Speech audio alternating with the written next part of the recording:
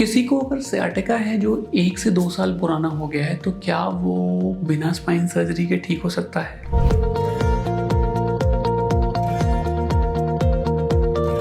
Depend करता है।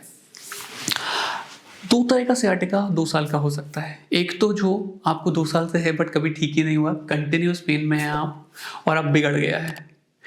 ऐसे सियाटिका में अगर आपका एमआरआई दिक्कत हद से ज़्यादा कम बता रहा है कि आपको ना के बराबर कंप्रेशन है, थोड़ी सी नस दबी हुई है, कोई इंस्टेबिलिटी नहीं है, ऐसे केसेस में हम दवाई और कभी कभी इंजेक्शंस ट्राई करते हैं। दूसरा है कि आपको सियाटिका ठीक हो गया था, अब वापस आया है।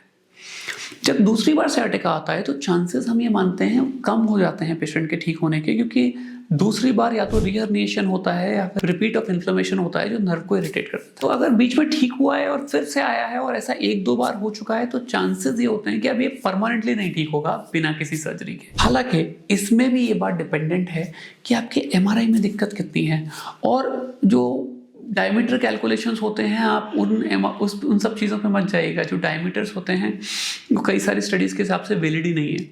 तो आपका स्पाइन सर्जन को क्या लग रहा है उस एमआरआई को देख के? अगर उस एमआरआई को देख के आपके स्पाइन सर्जन को लग रहा है कि दवाई ट्रायल लेनी चाहिए तो ज़रूर लेनी चाहिए। अगर आपके स्पाइन सर्जन को लग रहा है कि ये तो बहुत बड़ी डिस्क है या बहुत ज़्यादा कंप्रेशन है, आप ठीक नहीं होंगे और आपका दर्द बढ़ रहा है, ऐसे केस में स्पाइन सर्जन सर्जरी भी बता सकते हैं।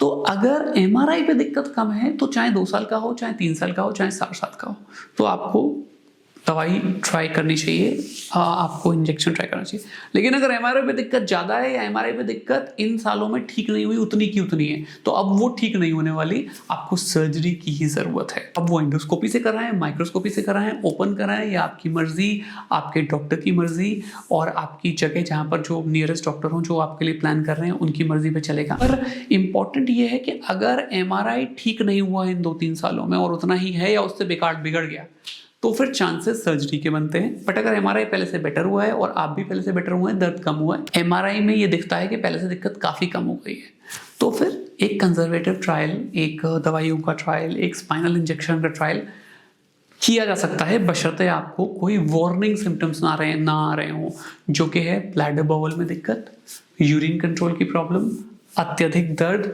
और कहीं बहुत ज़्यादा सुन्नाहट होना। तो अगर ये सब नहीं हो रहा है तो फिर ट्रायल बन सकता है। तो मैं आशा करता हूँ कि इस बात पे मैं लाइट डाल पाया हूँगा। अगर आपको इस तरह की दिक्कत है तो अपने डॉक्टर से मिलिए, डिस्कस करिए, वो आपको सही राह की तरफ अग्रसर करेंगे।